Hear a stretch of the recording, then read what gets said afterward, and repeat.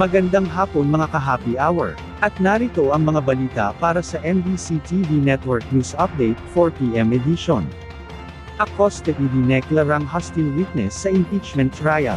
Ito ay idineklara ni Presiding Officer Chis Escudero bilang hostile witness si dating Office of the Vice President Special Disbursing Officer Gina Acosta sa pagpapatuloy ng impeachment trial ni Vice President Sara Duterte ngayong Lunes. Pinayagan ni Escudero na magtanong si Private Prosecutor Amando Liguta ng leading question, at ipinaalalang bawal pa rin ang misleading questions.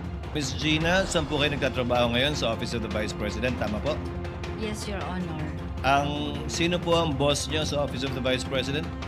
Si Vice President Sara Duterte. Permanente po ba kayo doon o coterminous?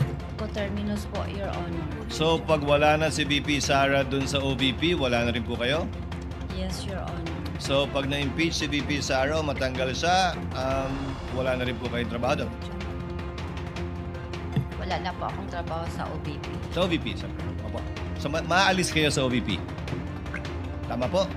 Yes, Your Honor. In addition to the ground raised by Attorney Ligutan that the witness has taken a position by virtue of her counter affidavit filed before the Office of the Ombudsman, the court hereby declares the witness to be a hostile witness under and in accordance with Rule 132, Section 13.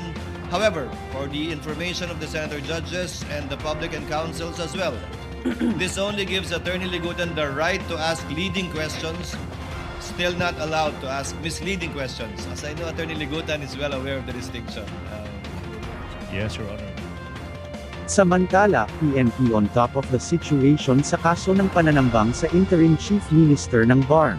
Tiniyak ng Philippine National Police na on top ito ng sitwasyon kaugnay ng pananambang kay Bangsamoro Autonomous Region in Muslim Mindanao Interim Chief Minister Abdul Rauf Makakua. Kasunod nito, inatasan ni PNP Chief Police General Jose Melencio Nartates Jr. ang mga commander sa ground na paigtingin ang intelligence gathering at magsagawa ng adjustment sa deployment, habang papalapit ang kauna-unahang parliamentary elections sa September. Gayunman, nilinaw ng PNP Chief na walang epekto sa nakatakdang halalan ang insidente ng pananambang kay Makakua, kasabay ng pagtitiyak ng maayos, mapayapa, at kapani-paniwalang halalan.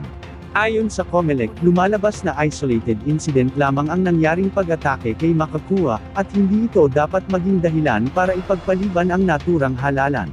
Sa pulong balitaan naman sa Camp Crame, sinabi ni PNP spokesperson Police Colonel Allen Ray Co. na isinasaalang-alang ng pulisya na may kaugnayan sa halalan ang insidente. Bumuo na rin aniya ng Special Investigation Task Group para imbestigahan ang pag-atake at tugisin ang mga nasa likod nito.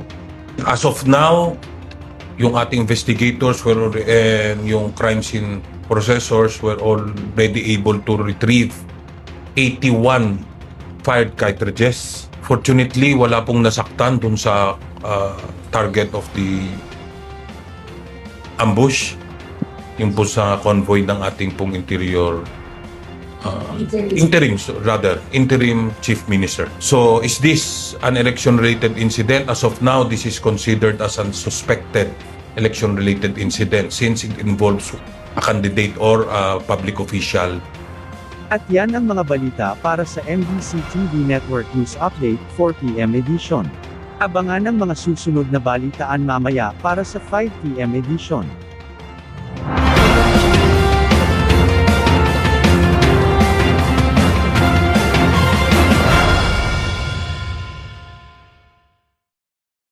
Mga ka-happy hour, kung gusto mong manood ang mga balita sa MBC TV Network News Update, mag-subscribe sa aming YouTube channel, i-like ang aming Facebook page, at i-follow sa aming TikTok account.